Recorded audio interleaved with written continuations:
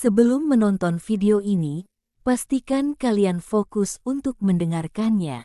Jika perlu kalian bisa menggunakan headset atau earphone, agar suara di video lebih jelas dan bisa dirasakan. Sebuah desa terpencil yang bernama Isan di Thailand, di mana seorang dukun wanita yang bernama Nim menceritakan bahwa penduduk di sana percaya tentang arwah sejak dulu. Mereka menyebut semua benda yang ada di alam ini mempunyai arwahnya sendiri. Di tahun 2018, tim dokumenter berkeliling Thailand menyelidiki kehidupan para dukun dan memutuskan mengikuti keseharian dukun wanita yang bernama Nim. Nim mengatakan ada banyak jenis dewa. Dewa baik akan melindungi, sedang dewa jahat akan mendatangkan bencana dan penderitaan. Lalu juru kamera bertanya siapa dewa yang ada di tubuh Nim. Dia menjawab bahwa yang merasukinya adalah Dewa Bayan. Dia adalah dewa yang baik. Selanjutnya ditunjukkan beberapa anggota masyarakat yang naik gunung untuk menyembah patung Dewa Bayan. Nim mengatakan jika keluarganya turun-temurun menjadi perantara arwah Dewa Bayan.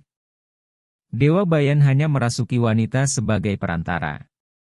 Perantara yang pertama adalah nenek Nim. Setelah sang nenek wafat, perdukunan itu diwariskan pada tantenya. Setelah itu Bayan tampak melekat pada saudari Nim yang bernama Noi. Namun Noi menolak. Karena itu Dewa Bayan memilih dirinya. Kemudian Nim mengobati pasiennya yang mati rasa dan lumpuh akibat menangkap ular di pemakaman dan memakannya. Nim juga mengatakan bahwa dia hanya menyembuhkan penyakit yang disebabkan oleh hal-hal mistis. Selanjutnya ditunjukkan sebuah ritual untuk menyembuhkan 2 orang pasien di depan patung Dewa Bayan. Nim mengatakan jika dirinya tak memiliki cita-cita menjadi seorang dukun. Lalu dia jatuh sakit sampai-sampai dia ingin bunuh diri. Dia hanya pasrah dan sering kesurupan. Sekarang dia berdoa dan melakukan ritual setiap hari. Jika tidak ada pasien, Nim melakukan kegiatan rumah seperti orang biasa. Selanjutnya Nim bersama juru kamera pergi ke rumah adiknya untuk menghadiri pemakaman suami Noi, adiknya Nim. Nim bercerita bahwa semua keluarga suami Noi mati tersiksa. Dari kakeknya sampai putra sulungnya yang bernama Michael tewas dengan mengenaskan. Dalam perjalanan Nim melihat seseorang yang tewas di tengah jalan. Sesampainya di rumah Noi, dia langsung bertemu dengan saudara-saudaranya, termasuk Manit, saudara tertuanya. Manit mengatakan bahwa Noi memiliki satu putri yang bernama Ming. Selanjutnya Manit mengatakan jika Nim dan Noi tidak pernah akur. Manit tak tahu apa sebabnya. Saat Nim sedang mengemasi gelas air kemasan, Ming menghampirinya dan mengatakan jika memintakannya untuk pulang dan mengambilkan sesuatu untuknya. Setelah mengambilnya, dia langsung memberikannya pada Noi. Tiba-tiba Ming mengamuk pada tamu yang sedang bermain dengan seorang tamu. Ming bilang tamu tersebut memarahinya, padahal tamu tersebut tidak mengatakan apa-apa. Saat semua tamu sudah pulang dan waktunya tidur, Nim memanggil Ming yang menatap seorang nenek di hadapannya. Setelah nenek tersebut pergi barulah Ming beranjak tidur. Esok harinya Nim menghampiri sekumpulan orang. Dia bertanya pada salah satu orang di situ, katanya ada seorang ibu-ibu buta yang meninggal. Bisa jadi wanita yang menghampiri Ming tadi malam. Kemudian Nim melihat Ming dan Ming beranjak dari tempat tersebut. Nim melihat Ming di depan pintu sebuah rumah dan bertingkah aneh. Lalu pengkremasian jenazah suami Noi pun berlangsung. Kemudian Nim datang ke rumah Noi dan langsung nyelonong masuk ke kamar Ming. Noi yang sedang menyapu mencoba bertanya apa yang dia cari. Lalu Nim mengambil sebuah benda yang disimpan di lemari Ming. Tiba-tiba Ming datang dan langsung meminta benda tersebut. Nim berkata pada juru kamera jika Ming menyimpan wampataba yang dipercaya sebagai pengusir hantu dan penolak bala. Selanjutnya Ming berjalan-jalan sore ditemani tim dokumenter. Dia melihat seseorang yang berdiri sebuah rumah. Kemudian Ming berangkat kerja. Dia berkata bahwa adalah seorang staf personalia yang membantu orang mencari pekerjaan. Dia juga mengatakan bahwa dia adalah orang yang tak percaya pada hal-hal supranatural termasuk dukun. Selanjutnya tim dokumenter mewawancarai Noi yang sedang berjualan daging anjing di pasar.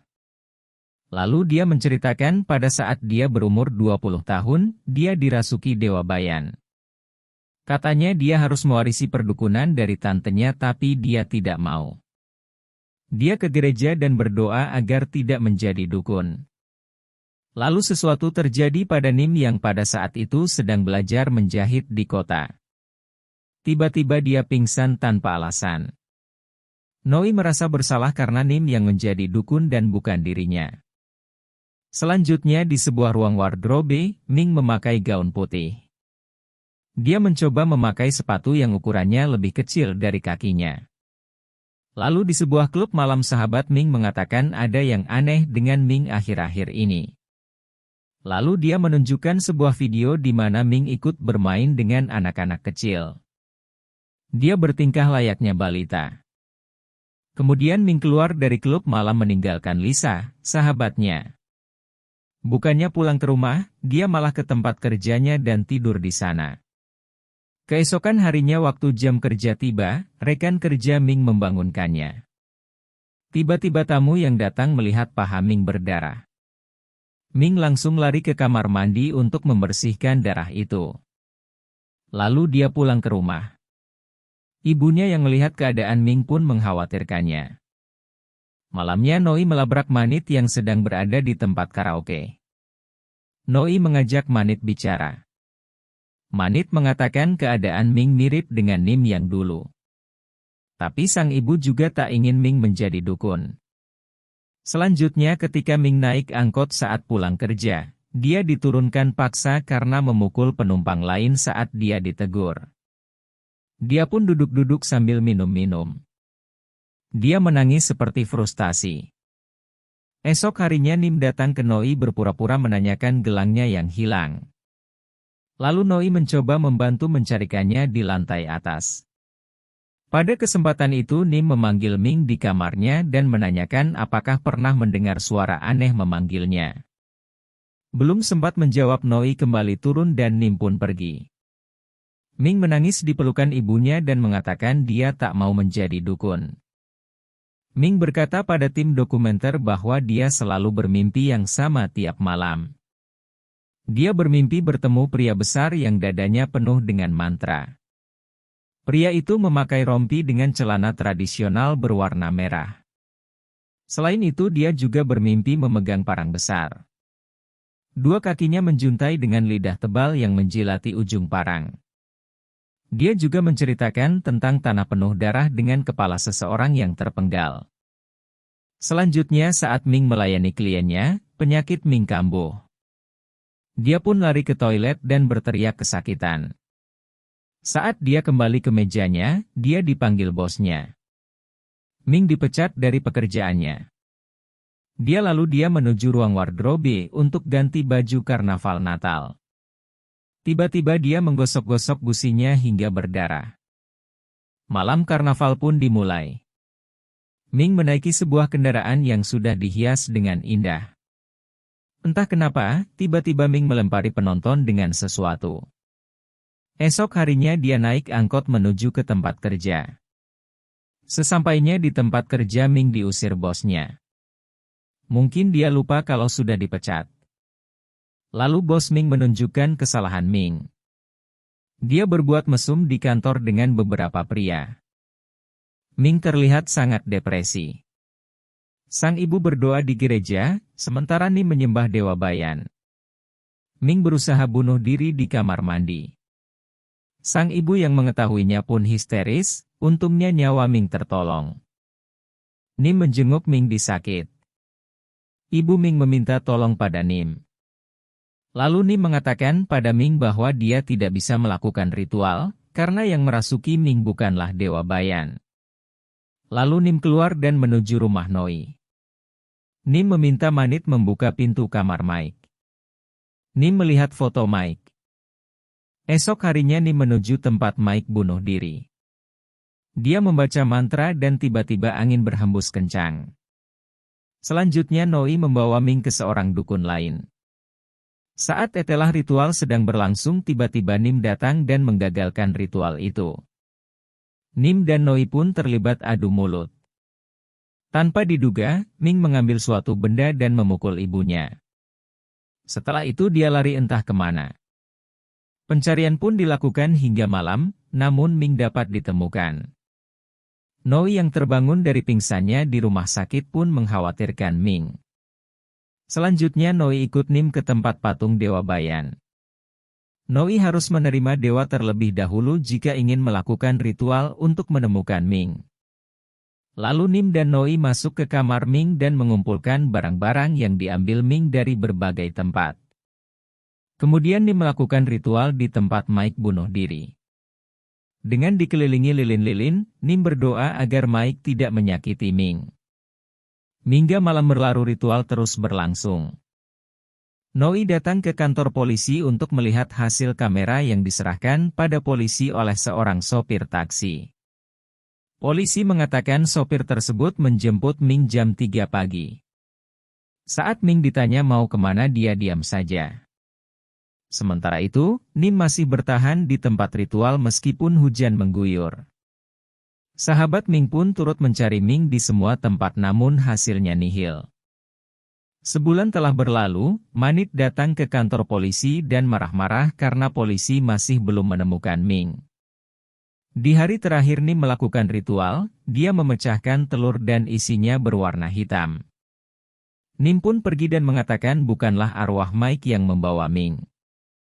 Lalu dia menuju ke sebuah gedung terbengkalai di balik rimbunnya semak-semak. Nim masuk ke gedung itu dan dia menemukan Ming yang terkulai pingsan di lantai 5 gedung tersebut. Ming pun dibawa ke rumah sakit. Nim kembali ke tempat Dewa Bayan untuk melakukan ritual pengorbanan. Sesampainya di sana, Nim berteriak histeris dan menangis mendapati kepala patung sudah terpenggal. Ming semakin parah. Dia kerasukan dan terlihat beringas. Dia mengamuk. Lalu dia dibacakan mantra oleh Nim. Jari Ming dicelupkan ke segelas air. Ming mengoceh bahwa Nim menjadi dukun karena Noi meletakkan jimat di sepatu Nim agar dia menggantikannya. Air di dalam gelas yang dicelupkan jari Ming menghitam dan pecah. Ming diikat di ranjang. Noi kemudian menjelaskan apa yang dikatakan Ming di pada Nim. Selanjutnya Nim membawa paranormal ke tempat di mana Ming ditemukan. Paranormal itu mengatakan semua ini adalah ulah dari moyang almarhum suami Noi. Dia juga mengatakan seseorang harus jadi tumbal yaitu Ming. Kemudian Nim dan paranormal mempersiapkan ritual. Mereka berendam dalam wadah air yang sudah diberi mantra. Selanjutnya tim dokumenter meletakkan kamera tersembunyi di Ming. Di situ terlihat Ming sedang mengobrak-abrik isi rumahnya. Dia semakin gila dan tak sadar dengan dirinya serta bertingkah seperti binatang. Tim dokumenter menunjukkan rekaman itu pada Noi dan Manit. Lalu ditunjukkan pula rekaman lain di mana Ming masuk ke kamar Manit dan istrinya yang sedang tidur. Ming memegang perut istri Manit dan seketika itu istri Manit kesakitan. Esok harinya Manit mengunci kamar Min dari luar, namun dia masih bisa keluar. Bahkan dia memakan daging anjing yang telah direbus sebelumnya. Manit memantau kamera pengawas bersama tim dokumenter dari luar rumah. Kemudian terlihat Ming mengambil bayi Manit. Manit pun langsung mengejarnya. Sesampainya di kamar, bayi itu sudah tidak ada. Mereka semua mencari Ming. Untungnya bayi itu ditemukan dalam keadaan selamat. Manit melanjutkan mencari Ming, lalu dia mendengar tangisan. Manit mengarahkan senternya ke segala arah. Dia menemukan Ming yang sedang menyeringai. Ming lalu menyerang Manit dengan pisau, namun Manit selamat. Esok harinya Noi datang ke rumah Nim, namun pintunya terkunci. Dengan dibantu para tetangga, Noi mendobrak masuk ke rumah Nim. Noi terkejut mendapati Nim telah tewas di kamarnya. Selanjutnya persiapan ritual pun dilakukan. Noi dibawa ke gedung tempat ritual dengan kepala ditutup kain bermantra. Malam pun tiba dan ritual pun siap dilakukan. Paranormal membacakan mantra diikuti anak buahnya. Ritual tersebut terlihat aneh dan mengerikan. Angin berhembus kencang. Tiba-tiba Ming yang dikurung di dalam kamarnya berteriak. Istri Manit yang bernama Pang berjaga di luar kamar Ming ditemani seorang anak buah paranormal. Ming merengek minta dikeluarkan dari kamarnya. Pang mengira Ming telah sembuh. Awalnya Pang ragu, namun tiba-tiba dia mendengar anaknya menangis dari dalam kamar Ming sehingga dia terpaksa membuka pintu kamar Ming. Pria yang bersama Pang berusaha mencegahnya namun Pang memaksa bahkan melukai pria itu. Setelah membuka pintu, Guci yang berada di depan paranormal yang awalnya bergerak menjadi berhenti.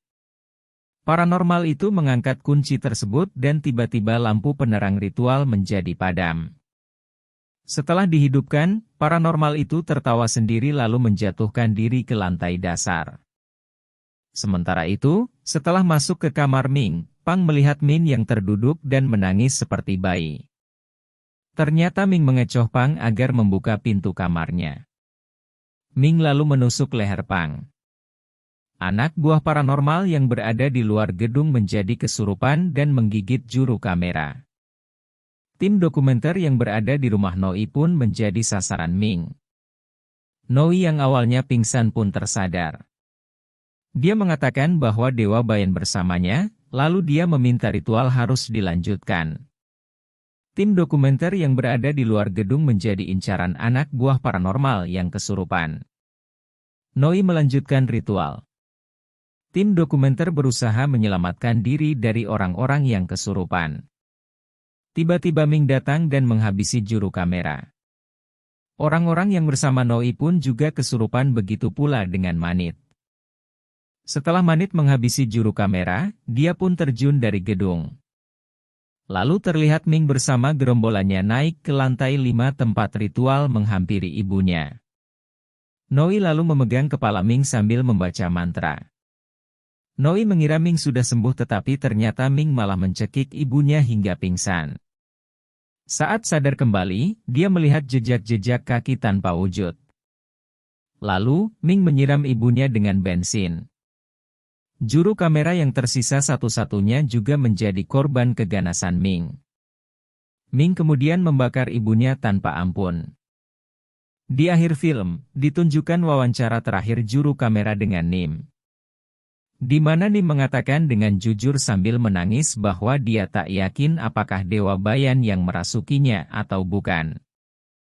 Jika kalian ingin tahu lebih dalam, kalian bisa menonton langsung filmnya. Terima kasih sudah menonton dan mendengarkan. Jangan lupa subscribe channel ini. Jika kalian suka bisa like video ini dan jika kalian mempunyai saran untuk video kedepannya bisa berkomentar di video ini.